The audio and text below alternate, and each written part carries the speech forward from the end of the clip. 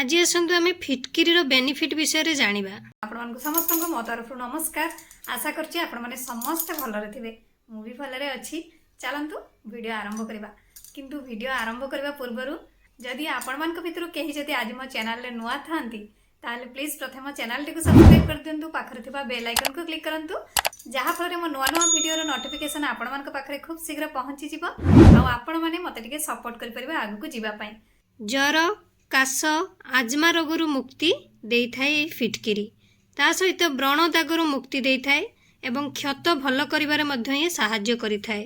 फिटकिरी रे एंटीबैक्टेरियल गुण थाए जहाँ चर्म एवं केश पई अत्यंत लाभदायक बोली विवेचना करा जाए। एहाकु जदि आपण माने प्रतिदिन चर्म रे लगांती ताहले चेहरा रे चमक आसी थाए। ता सहित चेहरार कुंचन समस्या मध्य मुक्ति मिली थाए। फिटकिरी रासायनिक नाम हेउछि पोटासियम आलुमिनियम सल्फेट। एहा एक स्फटिक परी इंग्राजी रे एहाकु फिटकिरी कहा जाए। फिटकिरी औषधीय गुण रे परिपूर्ण। एथिरे एंटीबायोटिक एंटीऑक्सीडेंट एंटी इन्फ्लामेटरी एवं ज्योतिर्विज्ञान गुण मध्य एथिरे रहिछि। एही समस्त गुण जगु फिटकिरी अनेक रोगर उपशम पई मध्य व्यवहृत होइथाए। शरीरर दुर्गंध दूर करिथाए ता सहित दांत जंत्रणा मध्य दूर करिथाए एवं व्रण दागरु मध्य ये आपनकु मुक्ति देइथाए। ता सहित ज्वर काश एवं श्वास रोगरे मध्य ये लाभ देइथाए। जेकोनोसी आघातरु आपण मानकु ये रक्षा करिथाए।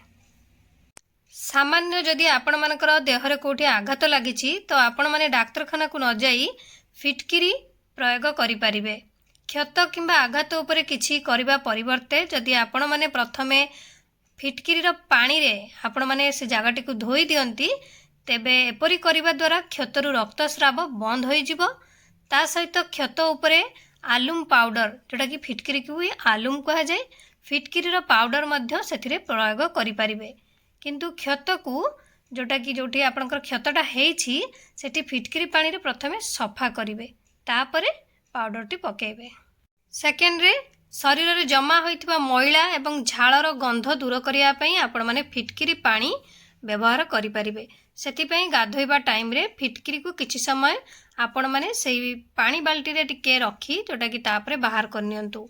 तापरे सेई पानी रे आपण माने गाधांतु देखिबे आपणकर झाल गंध दूर हो जिवो। आपण माने फिटकिरी को यूज करी आपणकर दांतर जदि किछि प्रॉब्लम थाए ताले आपण माने ताको दूर करि पारे। एमति कि जदि आपणकर दांत बिंधा प्रॉब्लम थाए तो आपण माने सेमति कोन करिवे ना फिटकिरी को गोटे ग्लास पानी रे किछि समय डुबे के रखिबे तापरे ताको बाहर कर देबे कर दे सेही पानी टी आपणकर कुली करिवे देखिबे आपणकर दांतर जदि बिंधा बिंधी प्रॉब्लम थाए ताले ठीक हे जिवो। फिटकिरी आपण माने यूज करी आपणकर व्रण दाग को भी मध्य ठीक करि परिबे। ता सहित जदि आपणकर परिस्रा रे कोनोसी इन्फेक्शन थाए ताको भी ठीक करि परिबे। सेति पई आपण माने किछि जेमति कहली गाधोला टाइम रे जेमति फिटकिरी पकेई किछि समय रखी ता बाहर करके आपण माने से पानी गाधेई परिबे। आपण माने सेमति जदि आपणकर परिस्रा इन्फेक्शन थाए मूत्रनली संक्रमण थाए तो आपण माने एही पानी रे आपणकर जो परिस्रा जो इन्फेक्शन अछि ताको भी ठीक करि परिबे। सेति पई आपण माने कोन करिवे ना जेमति गरम उषुम पानी नेबे तो उषुम पानी रे फिटकिरी को डुबेई किछि समय रखिबे तापरे बाहर करी आपण माने सेही पानी रे आपण परिष्कार हेबे जोटा कि आपणकर जदि प्रॉब्लम थाए मूत्रनली संक्रमण तो ठीक हो जिवो। ता सहित आपण मानकु जणैली ज्वर काश श्वास रोग ए सब थिले आपणकर भी ठीक हो जिवो। सेति पई आपण माने कोन करिवे ना फिटकिरी पानी रे आपण गार्गलिंग करंतु देखिबे आपणकर काश ठीक हो जिवो। आउ जदि आपण माने चाहिबे फिटकिरी रे महू लगाई ताकू टिके टिके चाटिबा पई तो काश आपणकर ठीक हो जिवो। आउ ए पाउडर को प्रस्तुत करी महू सहित भी आपण माने नै परिबे चाहिले। एहा व्यतीत आपणकर जदि ज्वर थाए तो फिटकिरी ज्वर रे मध्य प्रभावशाली भाव काम दी थाए। ज्वर हेले आपण माने एही फिटकिरी पानी रे स्नान करंतु देखिबे ज्वर भल हो जिवो। नहले आपण माने सुखिला अदा को आपणकर एही फिटकिरी पाउडर टिके मिसेई आपण माने टिके चाटिला टाइप रो नियंतु देखिबे आपणकर काश भी ठीक हो जिवो। किंतु आपण माने दिन रे 2 थर नेबा पई चेष्टा करिवे। एपरि करिबा द्वारा शरीरर तापमात्रा धीरे धीरे कमी जिवो। जदि आपण मानकर ज्वर थाए ता सहित त्वचा समस्या को मध्य सुस्थ रखि थाए। जदि त्वचा सहित जड़ित किछि समस्या अछि तेबे आपण माने एही फिटकिरी को यूज करंतु एमती कि मुंडर जदि उकुणी थाए भी ता भी आपणकर ये फिटकिरी ठीक करि थाए। एथिपाई आपण माने मुंडटी को जतेले धोउचंती तो आपण माने एमती फिटकिरी पानी रे धुवंतु, देखिबे उकुणी जिबा सहित आपणकर डैंड्रफ ए सब प्रॉब्लम भी आपणकर चली जिवो। जेंट्स माने जतेबेले सेविंग होउचंती तापरे आपण माने एही हालुम जोटा कि फिटकिरी को यूज करंतु, कारण फिटकिरी रे एंटीबैक्टेरियल उपादान थाए जहाँ जीवाणु को दूर करि थाए। तेणु आपण माने ए फिटकिरी लगांतु। फिटकिरी हमर चर्म पई बहुत लाभदायक। जदि आपणक चर्म रे कोनोसी चर्म रोग होईछि तो आपण माने एही फिटकिरी पानी सहित चर्म को सफा करंतु डेली, देखिबे आपणकर चर्म रोग भी भल होई जिवो।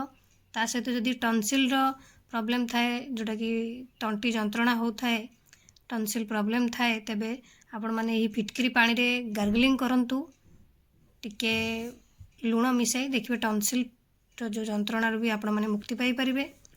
ता सहित आपण माने जतेबेले सेविंग करछन, जदि आपणकर दाढ़ी काटिला टाइप रो टाइम रे आपणकर जदि किछि क्षत होउछि, रक्त बाहरछि, तो तुरंत आपण माने एही फिटकिरी को घसंतु, देखिबे रक्त बहिबा बंद हो जिवो। आपण माने जदि एही फिटकिरी पानी को पियंती ताले आपणकर कलेरा रोग मध्य ठीक हो जिवो। किंतु आपण माने फिटकिरी को अधिका व्यवहार करिवेनी, जोटा कि फिटकिरी रे पोटासियम थाए, तेणु चर्म को दुर्बल करि थाए। सेतिपई आपण माने चेष्टा करिवे फिटकिरी कम व्यवहार करिवा पई, फिटकिरी को अधिका व्यवहार करिवे नाही। जेतिकी दरकार सेति करिवे, अधिका नेबे नहीं। ता सहित ये आमर आखि पई भी खराब, तेणु आपण माने जतेबेले भी जहाँ भी यूज करछंती तो आखि को ठारू दूरे की करंतु। आशा करछि आपण मानकु वीडियोटी भल लागिथिबो। मु ताले रखुछि, पुणी देखाबो नेक्स्ट वीडियो रे। किंतु आपण माने please like comment share subscribe करिया पई भूलिबेनी। मते ताले विदाई दियंतु। नमस्कार।